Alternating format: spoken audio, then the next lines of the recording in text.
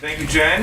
The leader of the union, representing FedEx, UPS, and DHL, is saying that supply chain problems are going to get worse with labor shortages right before the holidays unless the president postpones the requirement to get vaccinated by December 8th. So what is more important to this president, the vaccine mandates or fixing the supply chain as fast as possible?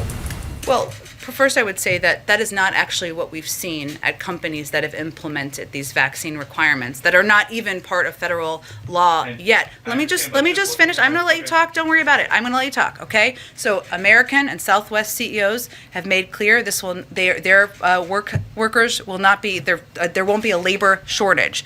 We've seen United Airlines implement this. And as we've also said, as we work to implement these federal employee requirements, the first step is not firings. It's actually education and counseling. So we don't actually anticipate these disruptions. What we've seen for companies who have implemented these requirements is an increase from 20 to 90%. Last thing, and then I'll let you ask your follow-up, is that the other piece of this is that COVID is an enormous labor disruptor, not only because it's the number one cause of death in some industries and some professions, including police forces across the country, but because people are out sick, people are worried about coming to work. This is one of the reasons that a lot of these companies have implemented these requirements. Just so that I understand the position then, this union leader says that the looming December 8th mandate for having fully vaccinated workforces creates a significant supply chain problem.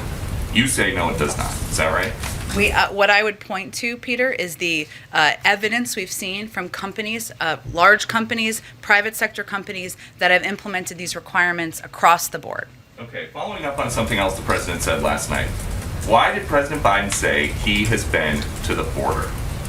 Well, Peter, as you may have seen, there's been reporting that he did drive through the border when he was on the campaign trail in 2008, and he is certainly familiar with the fact, and it stuck with him, with the fact that in El Paso, the border goes right through the center of town. But what the most important thing everyone should know and understand is that the president has worked on these issues throughout his entire career and is well versed in every aspect of our immigration system, including the border. That includes when he was vice president, and he went to Mexico and Central America 10 times to address border issues and talk about what we can do to reduce the number of migrants who are coming to the border. He worked in a bipartisan manner with senators like Ted Kennedy, Harry Reid, John McCain, and others to push for comprehensive immigration reform.